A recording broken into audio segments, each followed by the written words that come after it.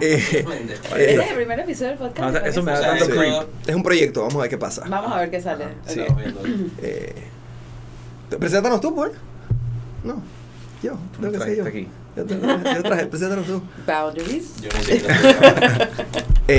Bueno, esta es la primera iniciativa de Pa' Que Sepa, tratando de hacer un podcast. Vamos a tratar de que salga lo mejor posible. Se inspiró en estas dos primeras charlas que fueron el Pa' Que Sepa número ¿qué? 14. El número 14.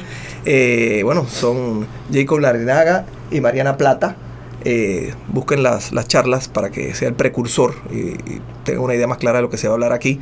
Se va a hablar de libre albedrío, de estructuras neuronales, de imagen, y bueno, ya arrancamos pues. Había un temita que antes de que llegara, de que se iniciara la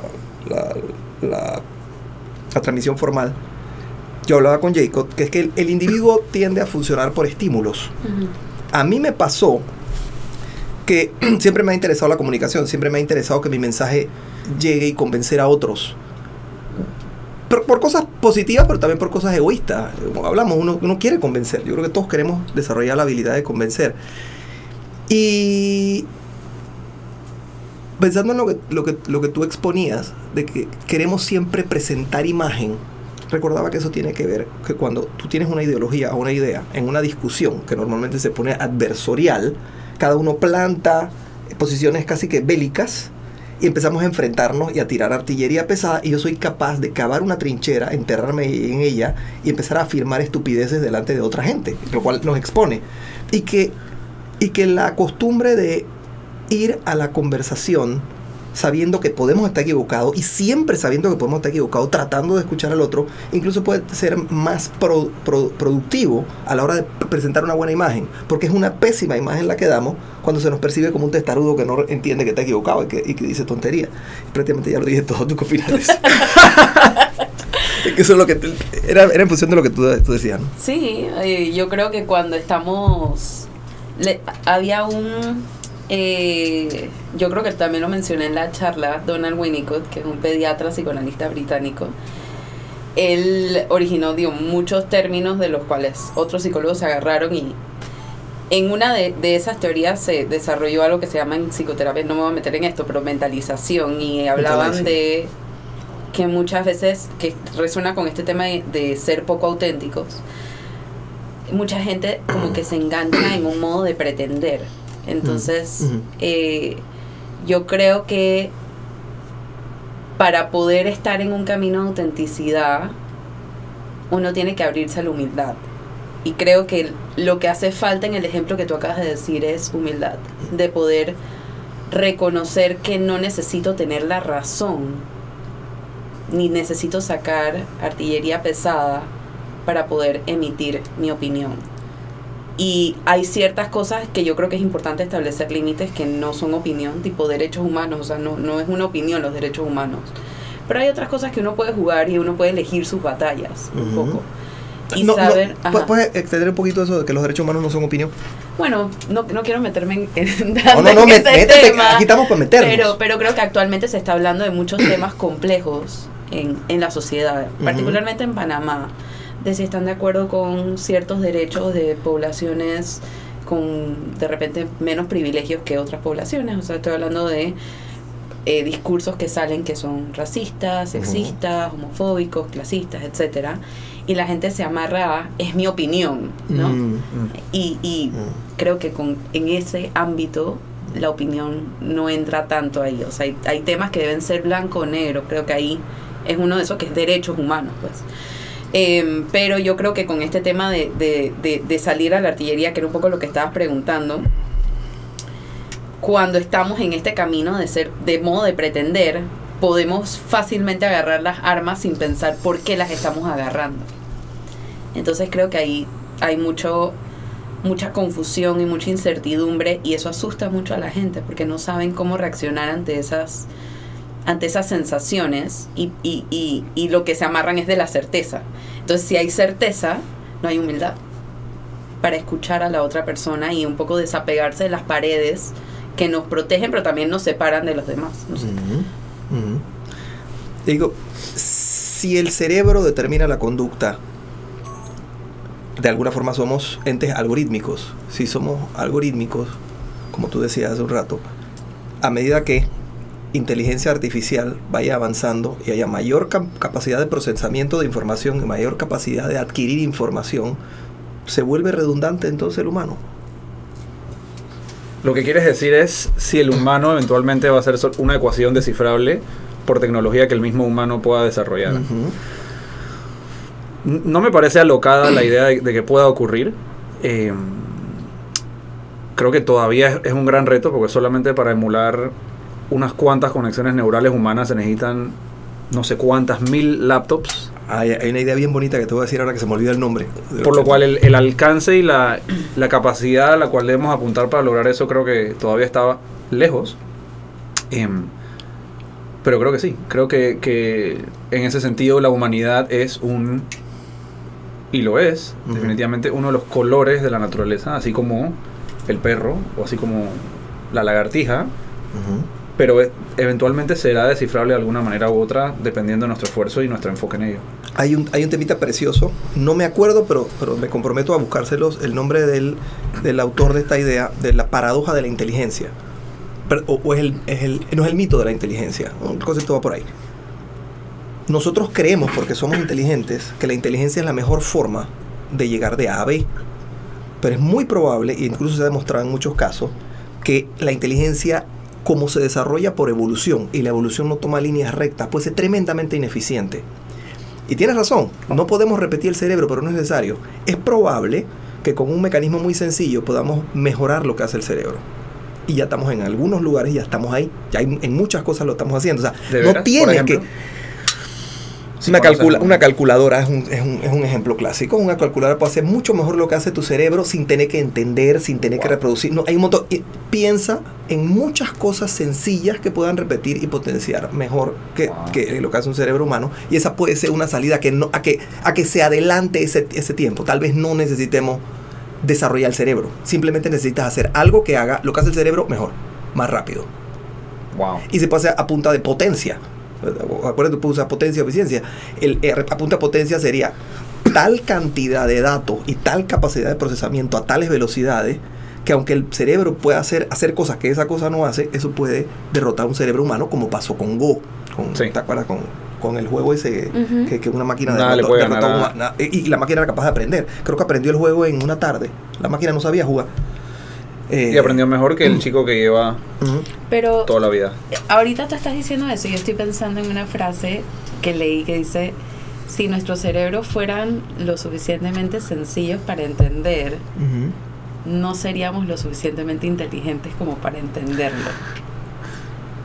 Wow, no estoy seguro que entendí. Dale, desarrollalo, ¿eh? Claro. O sea, hay un gran porcentaje de nuestro cerebro que ni siquiera tenemos acceso a la conciencia de entender. De hecho, la mayoría. La conciencia es... Claro. La mayoría. Ajá. Entonces, se están planteando como si podría existir algo que reemplace esas funciones del cerebro. Pero digo, ¿cómo va a existir algo para reemplazar una función que ni siquiera sabemos que hay? Ajá. ¿Me explico? Sí, más o menos. Es como el dark matter del cerebro y de nuestra inteligencia, ¿no? Sí. De nuestra humanidad. Ok. Hay materia negra que ni siquiera hemos palpado como materia negra. De hecho, algunas sí. De pronto es como que, sabemos que existe este grado de inconsciencia o de subconsciencia o de preconciencia, como distintas personas lo ven. Pero no sabemos qué está dentro de esa caja, ¿no? Y no sé qué tanto pese también nuestra necesidad de sentir que somos tan especiales que no va a pasar. No sé hasta qué punto la idea de que no somos tan maravillosos no nos guste. Y una herida del narcisismo. Claro. Sí. Acuérdate que los golpes al humano fueron... Primero que no era hijo de Dios, después que no era el centro del universo, y ahora que no tenemos ni siquiera libre albedrío. O sea, pues, si es que eso llega a ser comprobado. Como te digo, estamos mucho más del lado de allá. La cantidad de científicos serios que proponen que no existe el albedrío, tratando de buscarlo y haciendo un esfuerzo, si encuentran otra cosa me encanta, porque no hay nada que me divierta tanto como cambiar de opinión. Ser retado. No, de hecho cuando cambio de opinión me siento bien, pero... Pero la gran mayoría se mueve así que no hay libre albedrío. Y parece y cada vez nos movemos más hacia allá. Pero bueno, vamos a ver. Yo no sé si... yo soy reacia a los términos tan categórico. O sea, no sé si no hay libre albedrío. Yo creo que quizás no hay la cantidad de libre albedrío que la gente quiere. Yo me inclino hacia allá porque creo que porque también no lo hay que libre tenemos hasta albedrío, ahora. o sea, creo que hay un grado de libre albedrío que hay, me explico. Hay porcentaje ahí. O nos gusta. Antonio Damasio es uno de los neurocientíficos más importantes a nivel mundial. Dice, sí, es poquitito, pero sí hay. Igual que Sapolsky. Ahora, Sapolsky sí es full, no hay. Sapolsky es full, no hay. De lo que yo le he escuchado, Ajá. él de pronto deja esa ranurita, pero él es de la posición de que esa ranurita es solo mecanismos que no hemos entendido. Él Claro. dice, es más, de hecho Sapolsky dice, Claro. lo que sí sé es que cuando lo encontremos no va a ser magia. claro, va a ser causa-efecto. ¿Qué es el problemita de que haya libertad? Tendría que ser magia, tendría que ser algo que no nos gusta a otros, ¿no? Sí. Y tal vez sí hay magia. Yo no sé. Yo no sé. Yo cada día menos. Bueno, ok. Utilidad del concepto de libre albedrío o de desprendernos de eso. Por ejemplo, si un individuo, yo creo que tú hablabas de eso, viola a un niño, y menciono ese ejemplo porque es una de las cosas probablemente más emotivamente impactantes. Creo que biológicamente estamos cableados para sentir algo de protección a los niños. Los niños son algo especial. Sí. Hay algo evolutivo ahí. Claro, evolutivo. Si entendemos que el individuo no pudo controlar la conducta, no dejamos ni de reprimirlo, ni de estudiarlo, ni de evitarlo, pero evitamos odiarlo. El problema con el libre albedrío, cuando hay culpa y cuando hay responsabilidad, es que se asigna una carga emotiva de odio o de disgusto. Por ejemplo, yo Y siempre de decía, deshumanización. Y se cierra la puerta a pensar en prevención también. Que yo creo que cuando ocurren estas noticias de violencia, un caso como ese, ahora, lo primero que estoy pensando es un caso que pasó hace años de un actor que murió por suicidio y le encontraron cualquier cantidad de pornografía infantil en su casa. Entonces, yo como profesional de salud mental que hablo de prevención de suicidio, me trajo sentimientos totalmente encontrados porque digo, todas las vidas valen, pero al mismo tiempo hiciste algo que éticamente está mal, emocionalmente está mal. O sea, utilizar pornografía infantil y todo lo que eso conlleva. Entonces, pero si yo me pongo a penalizarlo y a criticarlo solamente y me quedo con la parte emotiva, no puedo pensar en cómo podemos utilizar esta historia para prevenir que esto vuelva a ocurrir. Correcto. Bueno, eso que mencionas es la diferencia del sistema penal estadounidense y el alemán. Los estadounidenses tienen un sistema totalmente represor. El individuo cometió la conducta, se le expone, se le hace todos los sistemas carcelarios, le cae encima. Hubo un programa. Es desertado de la tribu. Sí, humana. con todas las es eso. totalmente emocional el sistema. En Alemania hubo un programa muy interesante en el que a través de mecanismos tecnológicos se ponían cebos para depredadores sexuales infantiles. No recuerdo las cifras, pero iban arriba del 50% de los que fueron detectados, arriba estoy hablando bien alto, 80 y pico, 90 y pico, encontraron tratamientos y se escucharon anécdotas de algunos de ellos que cuando llegó la policía, porque los capturaban o los afrontaban, no los capturaban antes de que cometieran la conducta. Es decir, te ponen a ver quién quiere ver pornografía infantil. 100 individuos, vamos a caerles a todos. Y les caía un batallón de policías psicólogos. Los individuos recibían atención antes de que cometieran el crimen y ganas 2 veces. El individuo que le decía varias veces a la policía, algunos dijeron, gracias, yo no sabía qué hacer con esto, yo siento que es una compulsión, que no tengo ningún control. Y tienes un gran grupo de gente que no lastimó a la sociedad, efectivamente, porque no se dio la conducta, claro, y que tú lograste incluso mejorar la vida de un gran grupo de ellos. O sea, tienes ganas por dos lados. Pero el modelo norteamericano de la libertad, ¿te acuerdas que el Land of the Free? Ese modelo del libre albedrío, esa es mi preocupación con el libre albedrío. Ese es el tema, porque al final la idea son las consecuencias prácticas. Ese es el problema del albedrío. Por ejemplo, cuando tú estás en un elevador, si un tipo te mira a los ojos y te mete un pisotón, te vas a enojar. Pero si el señor te pisa sin querer y te dice, oiga, disculpe, no hay emoción. Porque lo que nos molesta es que entendemos la voluntad como algo que el individuo controla dirigido hacia nosotros. Claro. Claro. Entonces ahí viene la carga emotiva. Claro. Sí, o sea, como feminista me identifico con lo que dices por obviamente todos los casos de violencia contra la mujer que han pasado que siempre pasa, Que siempre pero pasan, que recientemente... hoy día están más en el aire. Y como feminista quiero reprimirlo y ya, salir a marchar y ya, pero como psicóloga y profesional de salud mental, mi pregunta es ¿cómo prevenimos esto? Y no puedo hablar de equidad y no puedo hablar, o sea, de derechos de la mujer sin hablar sobre la responsabilidad de los hombres también, cómo estamos criando emocionalmente a los hombres, porque lo que se ha estudiado es que los hombres que terminan violentando a las mujeres en cualquier cara de la violencia son hombres que vieron eso en casa, Correcto. se los validaron en la sociedad y al mismo tiempo les reprimieron su expresión emocional también. A riesgo de estar totalmente equivocado, Bueno, y queda mal con las feministas, que espero que no, porque yo creo en el concepto. Yo soy de la posición de que si las mujeres pudieran tomar la decisión, el machismo se acaba, el problema se acaba en una generación, porque son las que crían. De hecho, una de las reivindicaciones de la... Pero esa es parte del problema. ¿A qué te refieres ahí? Porque tienen que ser las mujeres las que crían. No, es que ahí está el It punto. takes two. No, pero es que el punto es totalmente cierto, pero una vez que tienes la ventaja, vamos a hablar de hechos, son las que crían, ¿sí? No debería ser, No pero debería una vez que lo son, Tradicionalmente si son las que entendieran el reciben. poder que tienen, y yo sé que De hecho, en no una son las que generación lo crían. terminan. No son las que crían, porque ausencia de padre es un tipo de crianza. También. Padre presente, pero con cualquier ejemplo que dé, tíos, hermanos, todos te están criando. ¿No Televisión. crees que la mujer pasa más tiempo con el niño y tiene más posibilidades de hacer programación? Cada día menos neurolingüística? en sociedades Ya no. más, Es que claro, más claro, que la mujer trabaja. occidentales, avanzadas, tipo primer mundo, Ahora lo es que el tablet, llamamos. ahora es el tablet. Pero creo que la crianza no es solo el que está, es el que no está. Sí. Es el que está a medias, es Y la si ya se periferia, sabe- es la cultura, Sí. Crianza es la por constitución de omisión. un país que te está criando, ¿no? Porque es tu madre patria, tu idioma, no sé, creo que hay muchas cosas que están jugando un rol de crianza.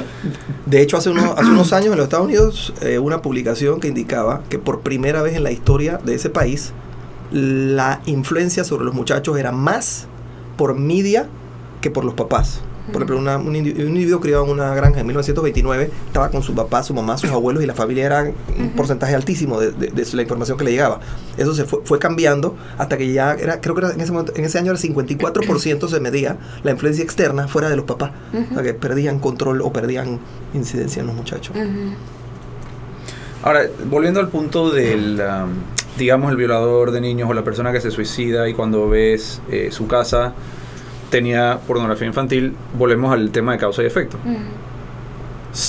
O cuando estudiamos, por ejemplo, patologías del cerebro inclinadas hacia la violencia, ¿no? Porque no todo, eso es también otro de los problemas hoy día, todos estos programas que hablan del psicópata, del antisocial, del narcisista, nos hace pensar que todos los enfermos mentales o todas las personas que tienen brotes psicóticos son violentas. Y de hecho creo que es un número bastante pequeño Sí, o se utiliza reducido. la salud mental como una Otra forma satase. de entender la violencia. Claro. O sea, es como por default se van de una vez a la Correcto, salud es violento. Entonces me da miedo, tengo dudas. Lo aparto de la sociedad nuevamente, nos perdemos la empatía y de vuelta le quitas la etiqueta humano, ¿no?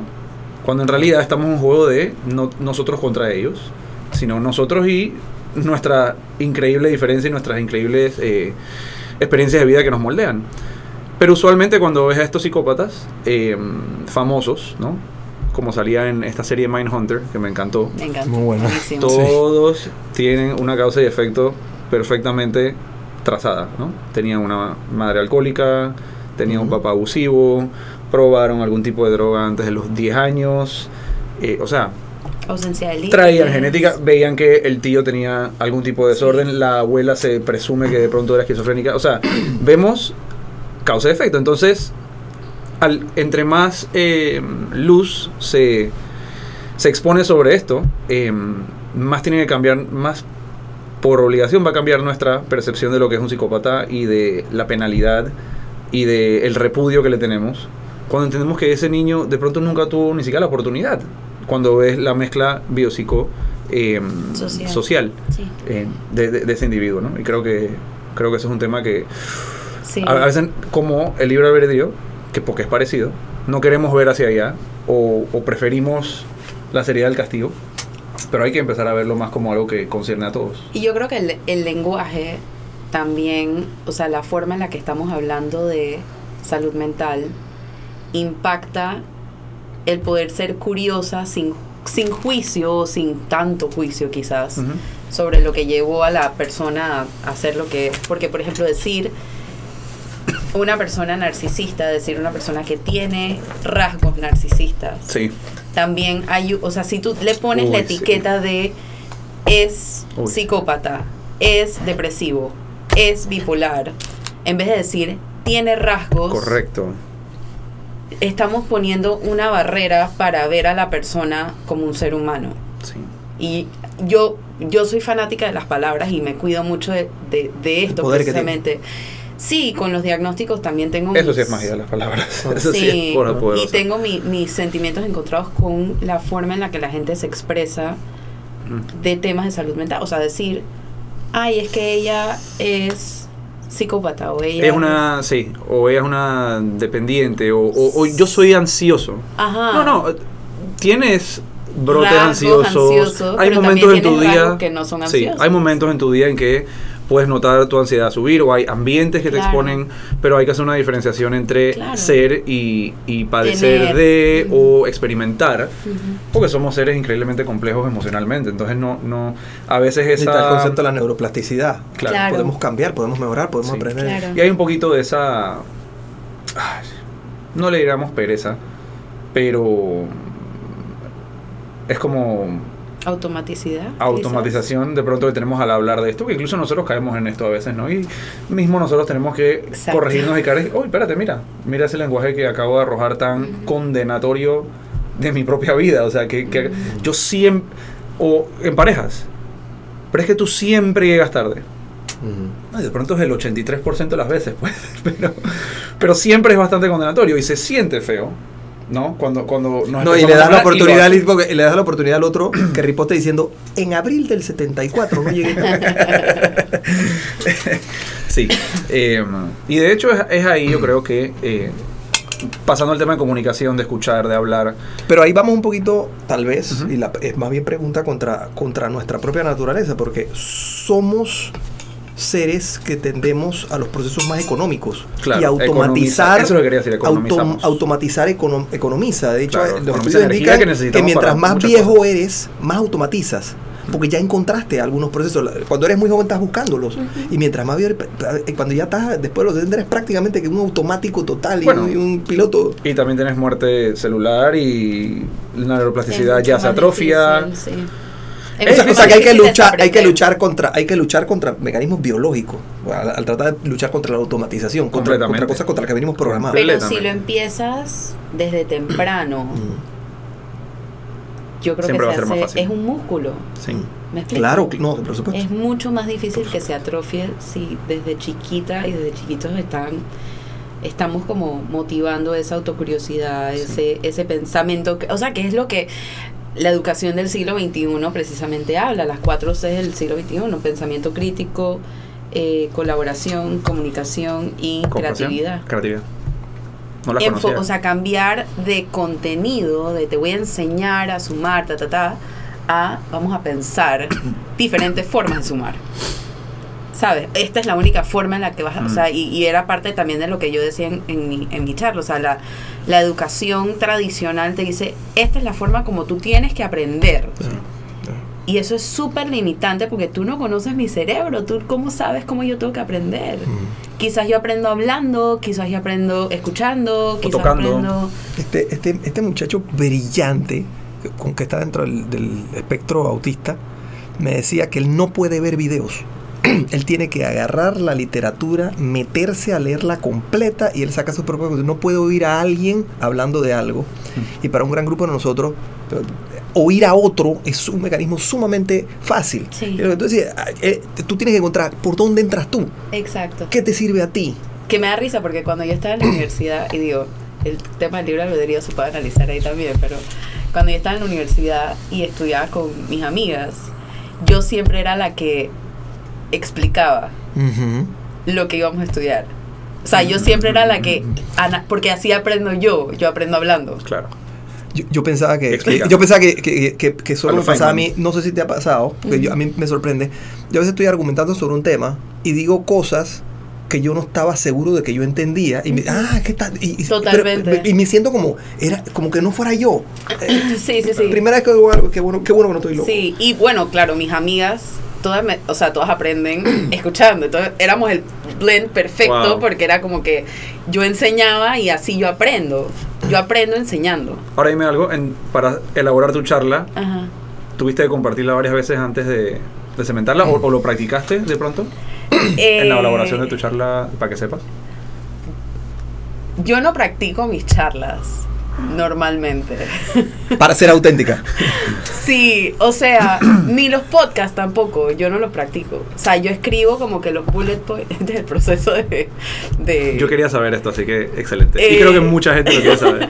Yo escribo como bullets de lo que quiero hablar y es como un happy medium. Porque es que la única charla que yo practiqué fue cuando hice Pechacucha. Y fue horrible porque es súper... Bien los 20 segundos. planeada, 20 y entonces segundos. esa sí la practiqué un montón y tuve muy poco espacio para hacer yo. Yo te preguntaba porque en la elaboración de esta charla que hice, cada vez que encontraba un roadblock mental, y comprendiendo que la ansiedad es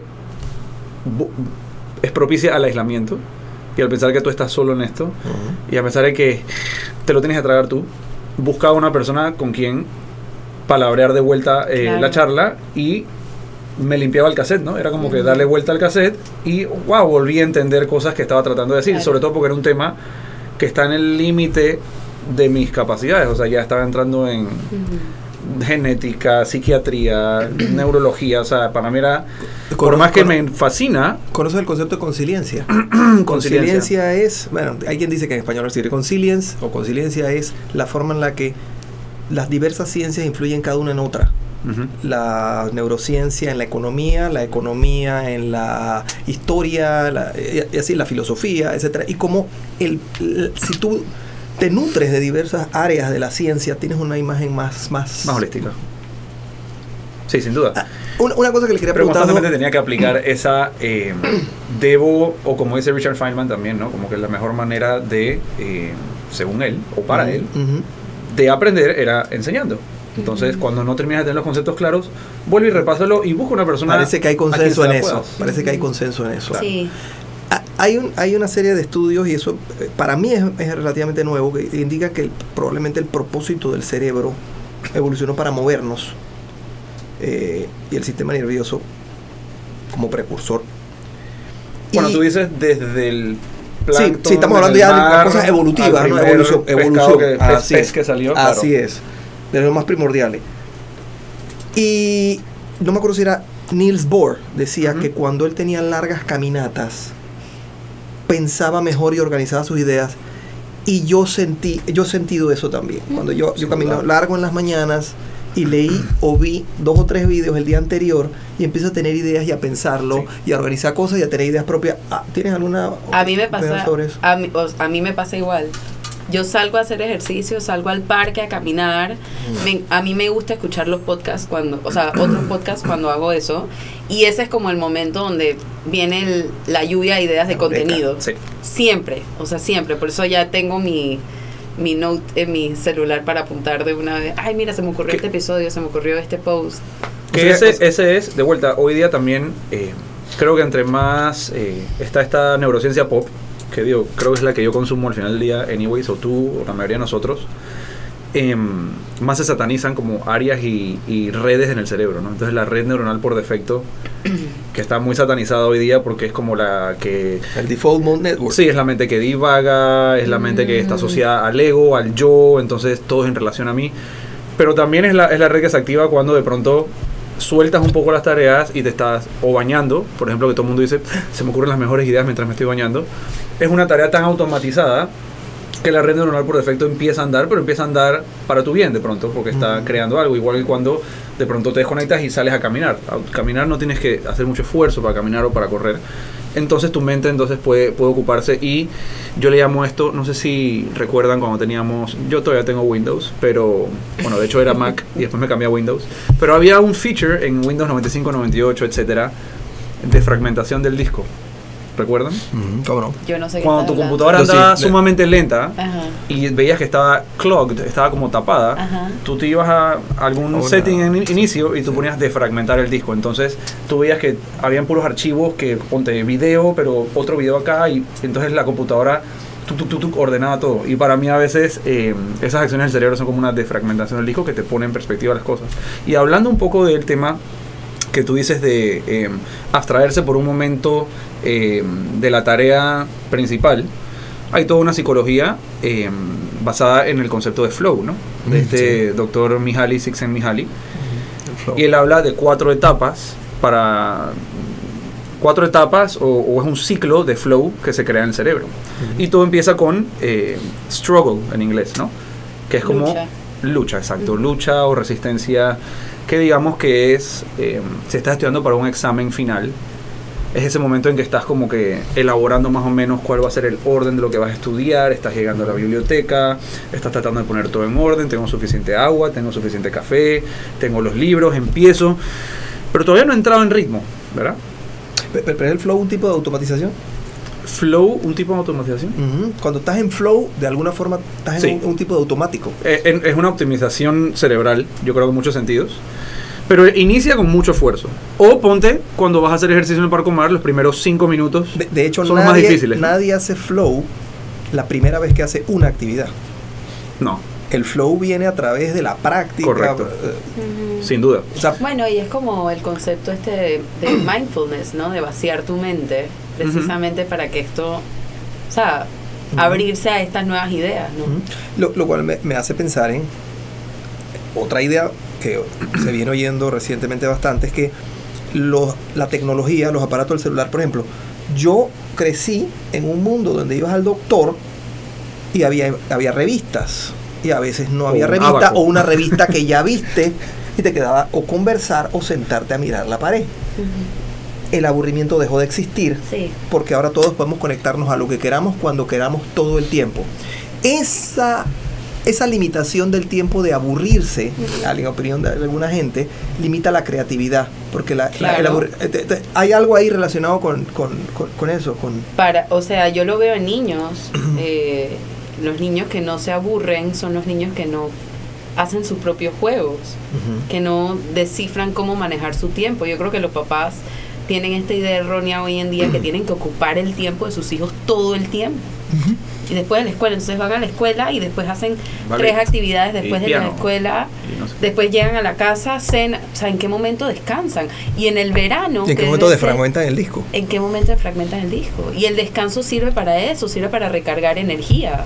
Que no es muy sexy en nuestra cultura la idea de descanso, ¿no? No. De hecho, muchos de nosotros tenemos un diálogo interno de: estás hueveando, corre, ve y muévete, haz algo más, no puedes dejar mal a tus papás, no puedes dejar mal a tu jefe.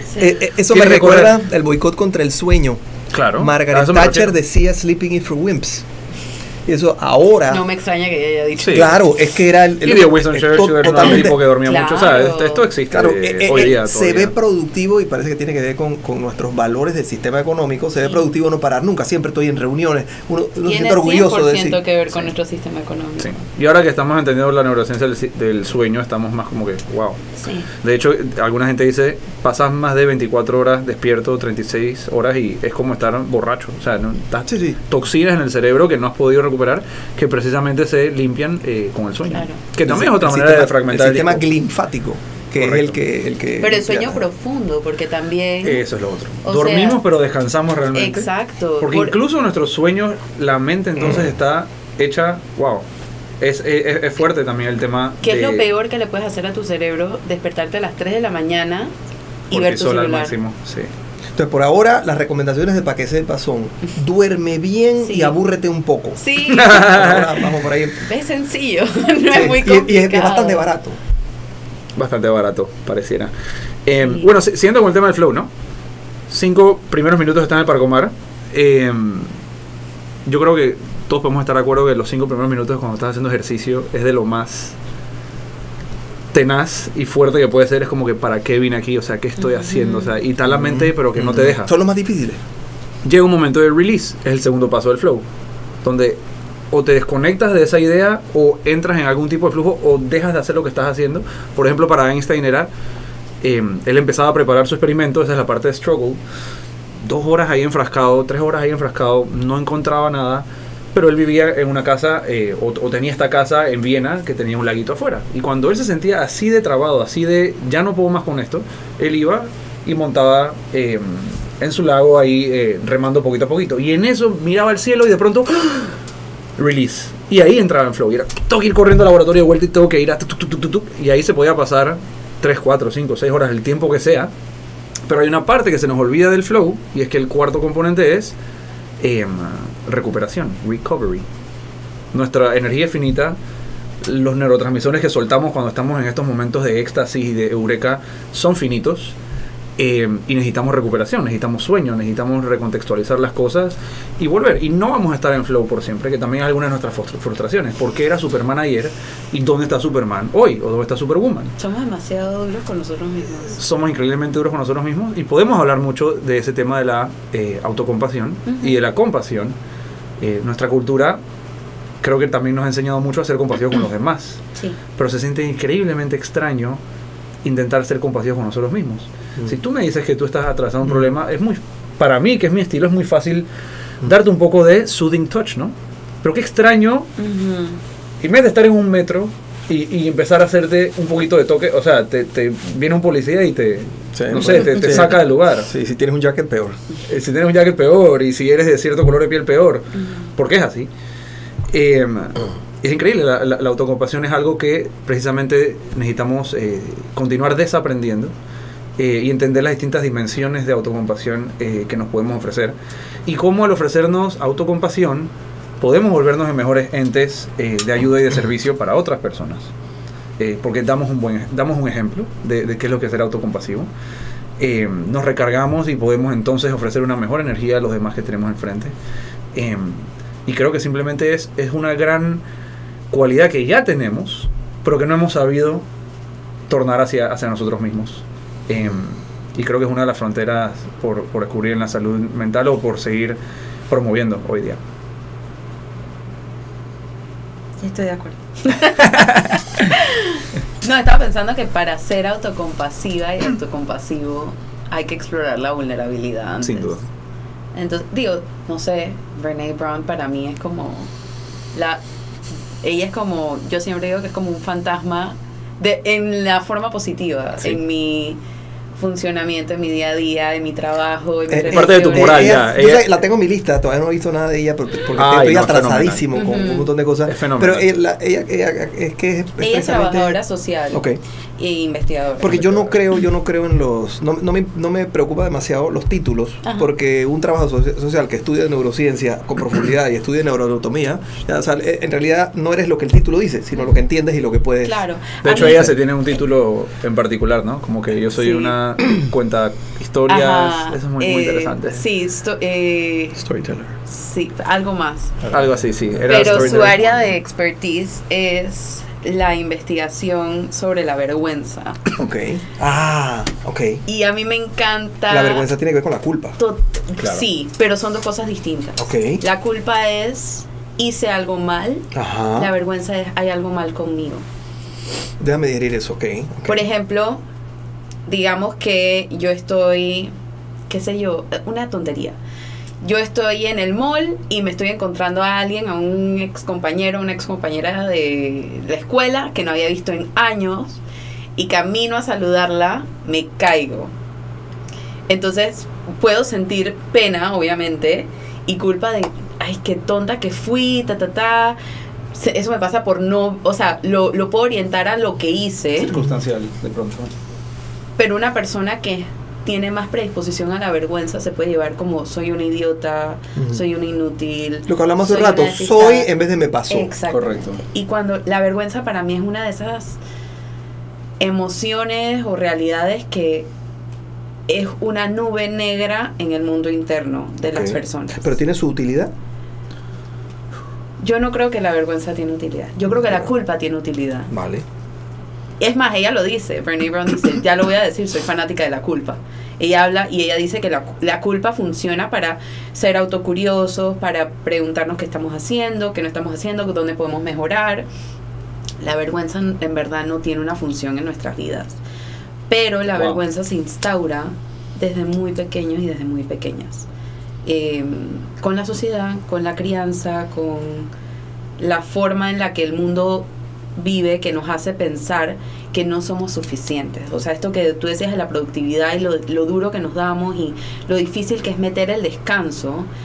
Es difícil meter el descanso porque el espacio donde debería estar el descanso la tiene la vergüenza en nuestras vidas, de que no estamos haciendo suficiente, de que no somos suficientes, de que siempre tenemos que hacer más. Entonces yo lo digo mucho en mi trabajo, para mí el juicio y la vergüenza se quedan afuera del consultorio. O sea, ¿podrá ayudar un poquito el concepto de memento mori? ¿Has oído el concepto? No, el concepto de memento mori es recordar que vas a morir, de lo efímero de la vida, sí. Porque hay muchas veces que estamos corriendo, no sabemos para dónde, pero en términos del sistema económico y de la productividad, estoy produciendo ¿para cuándo? ¿Para claro. cuánto? Sí. Eso es útil. Y también creo que memento mori, ¿dices? Memento mori. Hay lo desgarrador de la vergüenza es que nos aísla nuevamente. Olvidamos que tenemos una humanidad en común, que la vergüenza no es algo que solamente yo estoy, sino que es una emoción que existe en el ser humano. Y que, ahora estoy experimentando una de las cosas que se siente, de la cual incluye ser humano. Y creo que la vergüenza nos aísla, y en ese aislamiento ni siquiera nos volvemos apáticos hacia la idea de buscar ayuda. Porque me siento incomprendido, me siento aislado, me siento como el único idiota de este mundo que es de tal manera. Es como una pescadilla que se muerde la cola, el evento que influye sobre la capacidad. Sí, porque nos hace cuestionar nuestro sentido de pertenencia, nos hace cuestionar nuestro valor, nos hace cuestionar si somos meritorios de amor o no. Mérito. Sí. Y de hecho en la ciencia de autocompasión, entre esas doctoras está Christine Neff. Me encanta.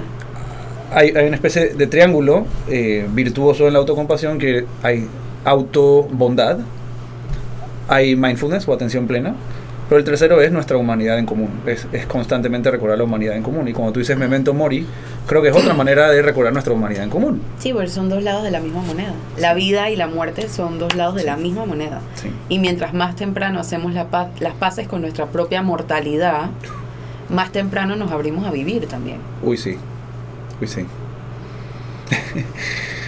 Bueno. ¿Qué tanto crees que hay esa ansiedad de la mortalidad? Hoy estuve hablando de esta crisis del cuarto de vida, ¿no? Como el quarter life crisis. ¿Qué tanto crees que puede jugar un factor también ese tema de la mortalidad? ¿O qué tanto tú has visto que hay un poco de esa... me queda poco tiempo? O sea, lo hay, 100%, lo hay. Y yo creo, estoy totalmente de acuerdo, el quarter life crisis, y la gente no habla de eso. Paren los dos, porque yo nunca he oído hablar de eso. I'm in the middle of life, y primera vez que oigo, yo recuerdo la crisis de los 40, hay un quarter life crisis. Sí, y creo que siempre. Pero el quarter life es 25, 30. Pero tú sabes lo que yo pienso. Échenme ese cuento. Yo pienso que está, voy a decirme, y después me encantaría escuchar qué te despertó la curiosidad de hacer ese post. Porque lo que yo he notado es que yo creo que la gente que tenía 20 y 30 hace 20 años eran gente que todavía estaban en el camino trazado tradicional de la vida. No, ahí sí no había libre albedrío. No se estaban cuestionando nada. Sí. Hoy en día hay un montón de maneras de vivir. Sí. Y la gente está abrumadísima porque no saben por cuál camino empezar. Es como una dificultad para madurez, entendiendo por madurez poder tomar una decisión. Sí. Las opciones que te generan la paradoja de la elección. Eso lo hemos visto, ¿no? Si tienes helado de fresa, chocolate y de hecho, vainilla, hay un número de opciones que te paralizan. 30 helados. Sí, hay número que te paraliza. Y hoy día puedo ser arquitecto, pero puedo ser emprendedor. Eso no son antónimos, pero puedo ser arquitecto o puedo ser doctor o puedo ser yo no sé, agricultor, o puedo estar en una empresa, entonces podcaster. Cada decisión que tomo es decirle que no a otras cosas, y creo que cuando estamos perdidos, nos sentimos perdidos. Eso tiene que ver con la crisis, y de verdad primero el concepto de la crisis esa del quarter life.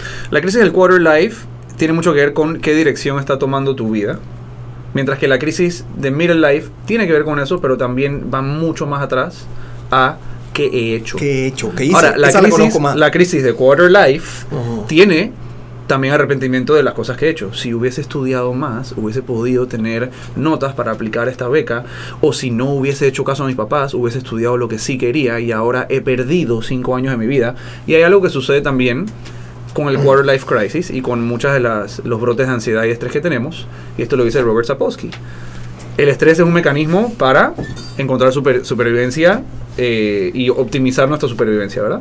Entonces él habla mucho del jabalí que está siendo perseguido en la selva. En el momento que el jabalí está siendo perseguido en la selva, una de las cosas que él va a suprimir, o su sistema autónomo va a suprimir, es la producción de esperma. Ujú. Porque eso no es necesario en este momento. Claro. Yo necesito mi energía optimizada para huir y para ser más rápido. ¿Cómo se ve eso en nuestra vida? Cortoplacismo. Y cuando caemos en ansiedad, sea la edad que sea, pero digamos en quarter life crisis, esta próxima decisión es la decisión de toda mi vida. No estoy pudiendo ver el plazo más largo, 5 o 10 años.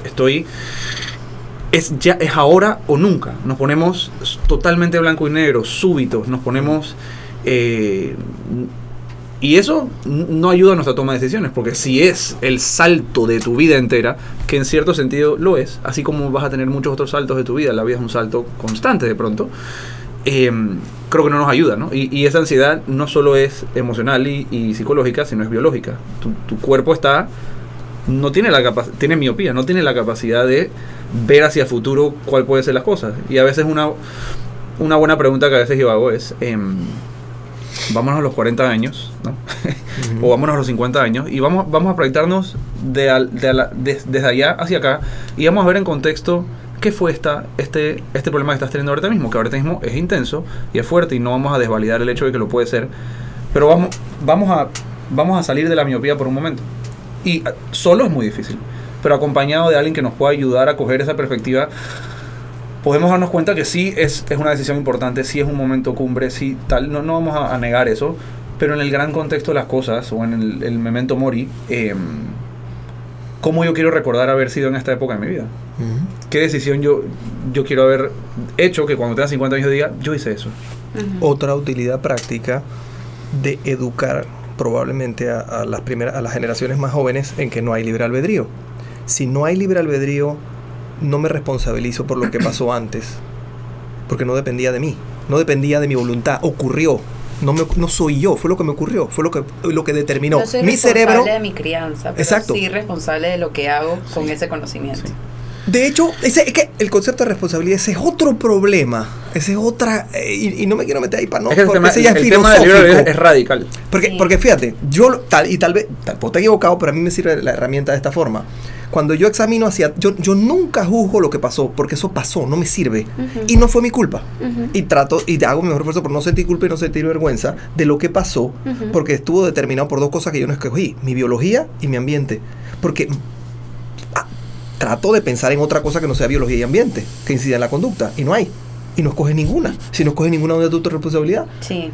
A mí me gustó lo que dijiste de hago mi mayor esfuerzo para no ver mi pasado con culpa ni con vergüenza. Eso es muy lindo. Yo creo que Y es un esfuerzo. esa frase es súper autocompasiva, Sí. porque eso no significa que la vergüenza y la culpa no se vayan a colar de vez en cuando. Correcto. Claro. Hago mi Por mayor supuesto. esfuerzo significa que todos los días Estás estoy peleando todo el tiempo. Claro. A la posibilidad de que... Claro, pero esa pelea todo el tiempo te hace cada vez mejor peleando. Es que, o sea, Es estaba resiliencia. escuchando a Jacob y estaba pensando en algo que nunca se me va a olvidar cuando yo hice mi práctica profesional en la universidad, que yo estaba súper frustrada con una mentora, con una supervisora que tuve, y yo le fui a decir a mi profesora de supervisión, y ella me dice, pero es que de todas las experiencias uno aprende el qué hacer y el qué no hacer. Sí. Y esa lección a mí me cambió la vida, porque yo siempre había visto el aprendizaje solamente en lo positivo. Sí. O sea, ¿qué me llevo? Sí. Nunca había visto el aprendizaje de qué es lo que esto me está enseñando a no hacer. Es como el negativo de la imagen. Interesante que lo digas, porque hay una anécdota de que en ciencia la mayoría de los estudios no va a ningún lado. Y ellos te dicen, ya sabes por dónde no es. Ujú. Correcto. O como decía Edison, creo que simplemente ha encontrado no sé cuántas maneras en que no funciona, ¿no? Ajá. Es la misma idea. Y volviendo a esa frase autocompasiva que creo que a los dos nos llamó mucho la atención, otro mantra que nosotros a veces usamos en eso, o al menos yo lo uso, es: hice lo mejor con la información que tenía. Y de pronto, dentro de mi biología, dentro de mi mente, hice lo mejor que podía en esa decisión. Si a los 18 años me sentí presionado por mis padres porque ellos tenían el músculo económico para mandarme a estudiar negocios internacionales en cierta universidad, y ahora que tengo más autonomía, entonces tengo este león adentro, es como que ¿cómo yo lo pude permitir? Pero es que no podemos hacer post-mortem adjudicándole nuestra evolución 10 años después a un ser que ya no existe, ni siquiera que es nuestro ser de los 18 años. Esperamos. Sí. Las personas más sanas, ¿no? Claro. O sea. Y podemos, de vuelta, no quiere decir que no brota ese pensamiento involuntario en nuestra cabeza que nos está tratando de llevar hacia la culpa de alguna manera, o proteger de alguna manera, supongo, porque debe tener algo productivo dentro de todo ese pensamiento, no sé. Pero incluso ese pensamiento, decirle: entiendo que sientes vergüenza, entiendo que sientes derrota en este aspecto de tu vida, pero recuerdo también que, dadas las circunstancias, dado lo que estabas sintiendo y dado el intelecto o los recursos que tenía disponibles, hice lo que en ese momento sentí que era lo mejor.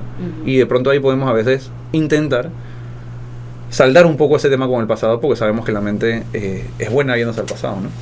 Bueno, perdón, era lo que decía Donald Winnicott de una mamá suficientemente buena. Que no es, o sea, el objetivo de una mamá con su hijo no es ser una mamá perfecta. Él hablaba de la mamá suficientemente buena, yo ahora hablo de mamá y papá suficientemente buenos. Gracias. Y yo creo que eso también aplica a nosotros, o sea,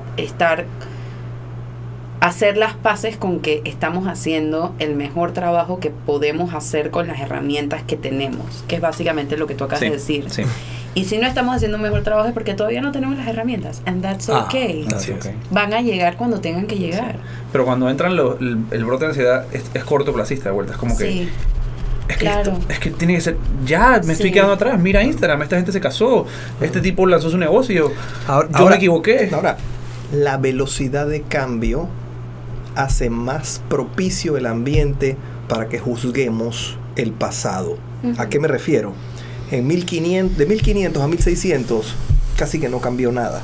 Pero de 1950 a hoy, los valores, nuestros abuelos eran racistas, eran clasistas, eran homofóbicos, bueno, los míos murieron, son homofóbicos o eran homofóbicos, un montón de cosas que ahora podemos juzgar, y eso sirve para tenerles compasión a ellos, y una vez que le tienes compasión a ellos, te tienes compasión a ti. Claro. Philip Zimbardo es el autor del experimento Stanford, no sé si lo han oído, muy famoso. Él tiene otro trabajito sobre lo que son las personas past oriented, present oriented, future oriented. Que hay gente, no sé si han conocido señores mayores, que solo hablan de la escasez que sufrieron. Cuando yo era chiquito, yo sufrí mucho, y solo viven en el pasado.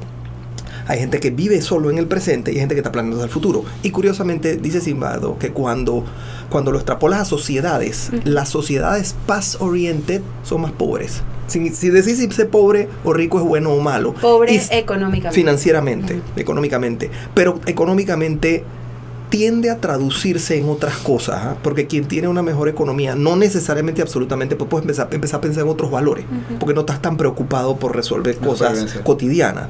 Entonces, estas culturas que están pensando en el futuro son los que ahorran, los que están, y los que tienen la capacidad de, me equivoqué, eso se quedó atrás. Yo del pasado aprendo, pero no lo sufro. Eso pasó ya. El problema es lo que viene de frente. Y por ahí viene la cosa, ¿no? No sé si no lo sufro, pero puedo desafiar si lo sufro. Yo soy fan de meter autocompasión donde sea que pueda. Yo creo que, como decía Jacob, o sea, los pensamientos salen involuntariamente porque, again, somos seres humanos que tenemos un engranaje biopsicosocial. Ahora te pregunto, y es una pregunta injusta, porque se trataría casi que de que predigas el futuro. ¿No crees que mucho de la dificultad que tenemos para afrontar estas cosas tiene que ver con que se nos cría para fracasar, se nos cría para tener culpa. ¿Qué pasaría en un ambiente donde nos criamos todos con estas ideas desde chiquitos y es el valor de la sociedad, es el valor de los líderes, es el valor de los grupos y de las comunidades? Sería pienso yo, sería mucho más fácil, porque se vuelve, es como tan simple como que las escuelas de fútbol en Brasil y en Argentina son más exitosas, qué sé yo, que en un país donde el fútbol no esté desarrollado. Una cultura que desde muy pequeño te esté enseñando desde la escuela primaria estas cosas, tendrías una población más sana mentalmente, más productiva, más relajada. Y tal vez no sepamos cuáles son los potenciales que tengamos de desarrollar otras cosas una vez que ya superamos eso. Por eso es como un lastre cultural, la culpa. Por ejemplo, alguien decía algo interesante, decía, en inglés... Viene, o sea, por mi culpa... Sí. Culpa. Sí. Es que bueno, Gran culpa. El tema de La religión y la judía. Sí, las abrámicas. Sí. Yo creo que la culpa es como la culpa en relación a la otra persona, no en relación a sí mismo. Asignarla. Asignarla es algo que pasa cuando estamos muy asustados y no sabemos cómo manejarlo. Y para mí es como un ping-pong de culpa, o sea, y la gente se va, es tu culpa, es mi culpa, es tu culpa. No es que es el gobierno, no es que no sé cosas, no es que fue la Por lluvia. eso tú dijiste, dije, no me voy a meter en la responsabilidad, pero a mí me encanta el concepto de responsabilidad. Ese es para el próximo podcast. En vez de culpa, empezar a hablar de responsabilidad. Claro. Porque... apropiarse de... Sí, o sea, no eres... Lo que te pasó no te define, ¿ok? Pero sí tienes que ver qué haces con eso. Pero y eso es responsabilidad. Sí. Eso es responsabilidad. Vale. O sea, no eres culpable por ni el país Vale. en el que creciste, no eres culpable por los papás que tuviste o no tuviste, no eres culpable por la crianza, no eres culpable por la cultura, no eres culpable por el momento en el que naciste, pero eres responsable de lo que haces con esa información. Y tú estás hablando, me encantó, no había escuchado lo del past oriented present, voy a leer más de eso porque está súper interesante, pero estaba pensando que las personas más sanas quizás integran todas estas orientaciones y esto todo puede coexistir, porque en verdad no puedes pensar en el futuro si no analizas el pasado. Claro. Y no puedes pensar en el futuro si no tomas decisiones en el presente también. Sí, totalmente. Entonces yo no creo que es sano irse a ninguna de las dos de manera rígida y de manera extrema. Vas y vuelve. Pero de tener esa flexibilidad y esa integración de poder. Y tú lo hablabas en términos de sociedad, pero yo quiero sacarlo y pensarlo en términos de nuestra propia historia y cómo estamos narrando nuestra propia historia. Cómo estamos hablando de la historia de nuestras vidas hoy en día, basado en lo que queremos, basado en lo que hicimos. Fíjate, se me olvida el nombre tanto de la disciplina como de la autora. Me comprometo también a buscarla. Esta mujer decía que el lenguaje puede cambiar la forma en la que pensamos. En inglés tú dices en inglés you broke the glass. En español es se quebró el vaso. Y generaba un tema, y de acuerdo con ella, los estudios indicaban que en inglés, en esa forma de cultura hay un tema en el que tú rompiste el vaso. Y yo rompí el vaso, y puede haber un poquito más de vergüenza, un poquito más de culpa. Se rompió, el vaso se rompió, que al final es una forma distante de verlo. Eso pasó, no tiene tanto que ver conmigo. Sí, a mi mamá en teoría más objetiva, ¿no? voy a hacer un comentario a mi mamá aquí, que si me está escuchando, pues sorry, lo tengo que decir. Saludos, mami. Ella es fan, y yo siempre se lo digo, y trato de que ella desaprenda esto un poco, de preguntar quién hizo algo. Esa es nuestra cultura, nuestra culpa. Eso es lo que te está diciendo. ¿Quién rompió el vaso? ¿Quién fue? ¿Quién movió esto? Yo dije, ¿de qué te sirve saber quién lo hizo? ¿Qué edad tiene tu madre? 67. La mía murió el año pasado a los 84 y era idéntica. Eso es una... Sí. Eso era así, exacto. ¿Quién? No nos sorprendamos de que un día nos escuchamos diciéndolo. Sí. No, pero no, mira, no, pero espérate, no, yo lo veo diferente. Yo quiero verlo. Hago un anuncio, alguien movió esto, por favor les pido que no lo vuelvan a mover. O sea, no, es muchas veces fácil hacer eso. No, yo quiero verlo. Incluso pasa quién me quitó el control remoto. Ajá. Y fue la persona en cuestión que en su estrés se olvidó de todo, ¿no? Sí, pero sí. buscar culpables es cómodo. Por supuesto, pero yo quiero pensar que una vez que cambiemos como grupo y como individuos, ya no vamos a preguntar quién, porque una vez que le quitas la culpa y la vergüenza, alguien dice, hey, yo fui, antes que tú preguntes. Gran parte del problema que tenemos de que la gente asuma ciertas cosas es que va a tener sanción, va a tener castigo, sea social, jurídico. Entonces no creamos un ambiente donde es propicio para el individuo decir, yo cometí este error, porque me vas a atacar, me vas a jugar.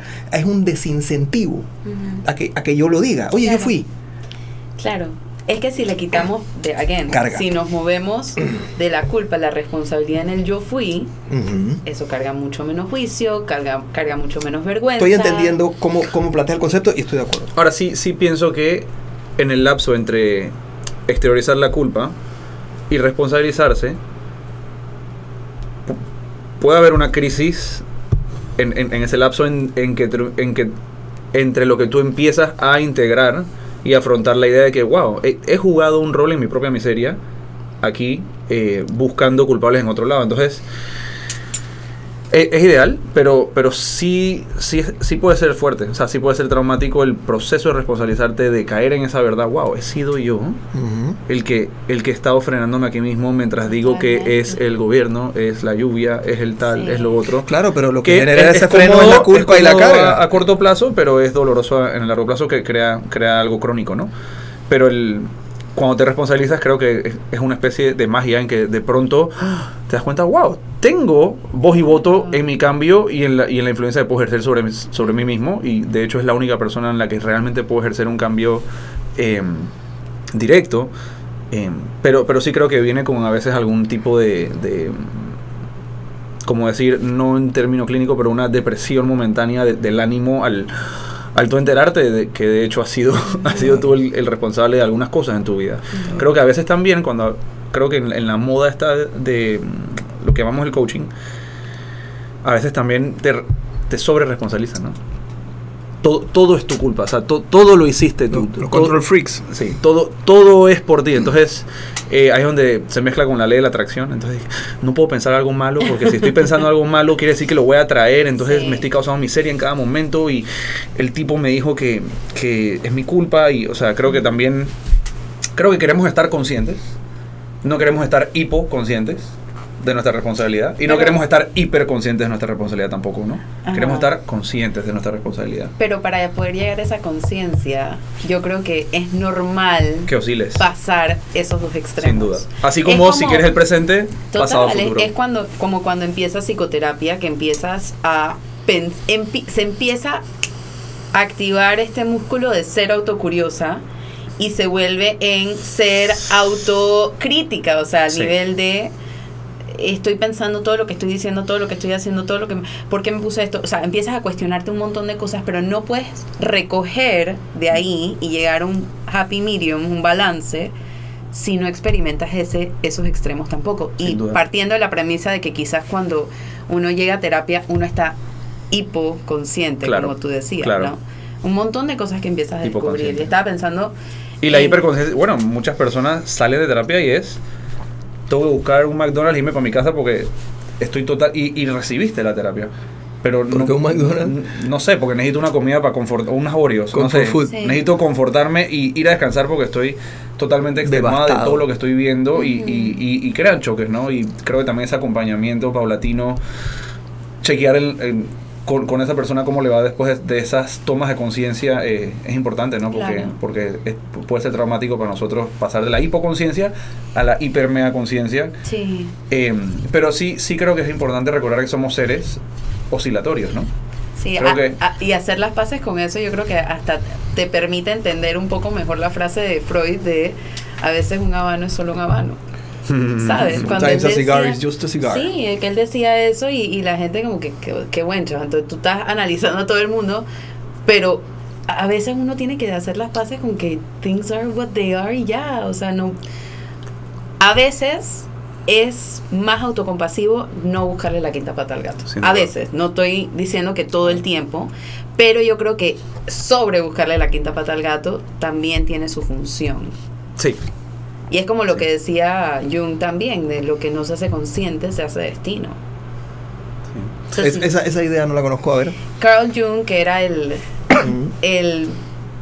Ese es el Estudiante favorito, estrella. ese es el favorito de Jordan Peterson. el pupilo Carl Jung. Sí. vuelto traidor de Freud, porque Yo soy Team salió... Jung. Ah, Freud. por eso, ¿cuál es la ¿Tú eres historia? Team Freud? Tim Jung. Ah. Sí. Digo, si me dejan coger entre ellos dos, pues. Y él decía que, bueno, él empezó a estudiar con Freud y luego él empezó su propia escuela de psicología como analista, que es lo que se conoce hoy en día como análisis junguiano. Y él hablaba sobre muchas cosas, o sea, a mí me encanta la teoría de él habla sobre temas súper interesantes, espiritualidad, Arquetipos, la sombra. arquetipos, me encanta, a mí me Arquetipo. fascina Jung, me fascina. Y una de sus frases más famosas es: lo que no se hace consciente se hace destino, en el sentido de, si tú no revisas tu historia personal, tus patrones familiares, tus patrones de funcionamiento, cómo te estás comunicando, de dónde viene eso, traumas traumas intergeneracionales, si tú no los conoces y no los trabajas, Repetirás. los vas a repetir. No. Los puedes repetir, no es, Okay. no es que va a Vale, pasar, vale, pero... vale. Y por eso vemos, por ejemplo, familias donde hay embarazo adolescente transgeneracional. Porque nadie ha parado a pensar, y esto no lo estoy diciendo en forma crítica, lo estoy diciendo porque posiblemente nadie les ha abierto la puerta para pensar en esto tampoco, que está pasando que todo el mundo se embaraza en la adolescencia. Yo no quiero, y pasa mucho la gente que dice que yo no quiero ser como mi papá, yo no quiero ser como mi mamá, y se convierten en papá y mamá porque no hacen el trabajo de qué exactamente es lo que no quieres de tu papá y tu Es mamá. otra gran frase de Jung: lo que resiste, persiste. Así mismo. Que para mí traducido sería: si no encuentras el mecanismo, no puedes articularlo. Correcto. Entender mecanismos es poder cambiar la realidad. Es lo, Sí. que, es lo que hemos hecho los humanos. No, y esa es Sí. parte del trabajo fundacional de estas dos figuras. Hay mecanismos. Bueno, creo que dentro de todo y tiraron hipótesis de mecanismos que no eran tal, pero nos dejaron ese legado Sí. de hay mecanismos. Sí, sí. Puede haber una causa en efecto. Sí. No tiene que ser Edipo o Que se lo cosas debemos, así, se lo pero- debemos a Aristóteles. Es el mérito de Aristóteles. O sea, que Aristóteles se equivocó en todo. Aristóteles no pegó una. Su valor está en haber dicho: no está en los dioses, está en la realidad, en la naturaleza. Vamos a buscar la respuesta. bárbaro. No pegó una. No lo Pero quemaron, bueno, wow. pero es Aristóteles. Okay, pues sí. Ok, bueno, luego de la conversación que ha tocado diversos temas, más de los que yo pensé que íbamos a cubrir, Jacob, ¿cuáles dirías tú que son las conclusiones para cerrar? Yo creo que hay una conclusión que va por encima de lo que hemos hablado, y es la idea de sentarte a compartir, y que es algo que sucede en podcasts y en este tipo de conversaciones. Creo que es importante que hoy día siempre... Claro, tenemos las redes sociales para debatir, pero creo que este otro formato es muy importante, y es importante que lo sigamos practicando, que sigamos compartiendo, tratando de ser abiertos y tratando de escuchar distintos puntos de vista, y esto creo que es siempre muy útil. Creo que todo esto que hablamos nos recuerda mucho de nuestra propia humanidad, y cuando hablamos de humanidad quiero también decir, nuestra humanidad sí es oscilatoria. O sea, no podemos esperar una identidad fija en el tiempo, porque todos tenemos distintas máscaras, y las máscaras no siempre son necesariamente malas. Creo que en cada momento uno tiene una manera de comportarse, ya sea aquí, ya sea ahora que salgo en el carro y nadie me está viendo, ya sea cuando llego con mis papás, o cuando me comporto con mi novia, o con mis suegros. Pero somos seres oscilatorios y tenemos que permitirnos ese espacio de oscilación. Por ejemplo, cuando hablamos también entre la hipoconsciencia, la hiperconsciencia, cuando hablamos de metas y cómo nos estamos estableciendo lo mejor que podemos hacer, a veces nos vamos a lo ideal, al 10, y si estamos en un 3 debemos aceptar o cómo mantengo ese 3, o cómo se ve un 4 en mi vida en la escala del 1 al 10, y cómo puedo ir en mejoras incrementales en el tiempo, aceptando mi humanidad y aceptando que no siempre Superman o Superwoman va a estar ahí dentro nuestro, y cómo podemos aplicarnos autocompasión ante esa oscilación que a veces se nos hace tan difícil perdonar. Entonces, personalmente me quedo un poco con eso, y bueno, con la amplia variedad de nombres y teorías y estudios que hemos arrojado el día de hoy, que creo que también nos dan para further reading y further study. Así que si alguno de esos les resonó, les invito a que sigan con su curiosidad, y quizás algún día estarán también aquí con nosotros o con otros aquí compartiendo sus guías y sus pasiones. Y Mariana, ¿cuáles serían tus reflexiones finales? Yo voy a unir dos términos que creo que sí, o sea, me encontré como repitiendo mucho en esta conversación. Creo que es como lo que me gustaría que la gente se quede. Y es responsabilidad autocompasiva. No sé si ese término existe. O sea, es un libro. Y si no, se acaba de acuñar aquí en el podcast de Para que Sepas. Ay, qué lindo. Sí. Self-compassionate responsibility. Sí, yo creo que en general, o sea, tanto a nivel personal como a nivel colectivo, la responsabilidad autocompasiva conlleva pensar en lo que has hecho, aprender y desaprender, pero también tomar decisiones conscientes para llevar una vida más auténtica y una vida más sana. De una forma no punitiva, sin juicio, sin culpa, sin vergüenza, o quizás haciendo el esfuerzo, me quedo con tu frase, haciendo el esfuerzo para no dejar que esto se cuele tanto en mi vida. Y hacer el esfuerzo todos los días. O sea, es una práctica diaria, no es como que yo puedo comprar en Amazon 3 libras de responsabilidad autocompasiva y ya me doy por servida el resto de mi vida. Lo tengo que poner en práctica todos los días. Así que no sé, eso es lo que quiero que la gente se quede. Gracias. Para mí tiene algo que ver con una frase de una palabra que acuñó una muy buena amiga que probablemente va a venir para el próximo podcast, que son los neuroconsejos. Y el neuroconsejo sería: trátate bien, descansa, haz algo de ejercicio, y una vez que tienes responsabilidad compasiva, esa autocompasión trata de desarrollarla a través de entender tus propias limitaciones. Sí. Y probablemente recuerda que vas a morir para que lo cojas un poco más con calma. Esto no es para siempre. Mientras estamos aquí, la idea es estar lo mejor posible para nosotros y para las personas que nos rodean, para la comunidad, para los amigos, para la familia, que al final es lo que aparentemente indica que es la felicidad, las relaciones, los amigos, la familia, nosotros. Ok, listo pues. Entonces, a la próxima pues. Bye. Hey, Chucha, gracias a todos, Juan, de verdad. ¿Sabes quién es la que viene para la próxima?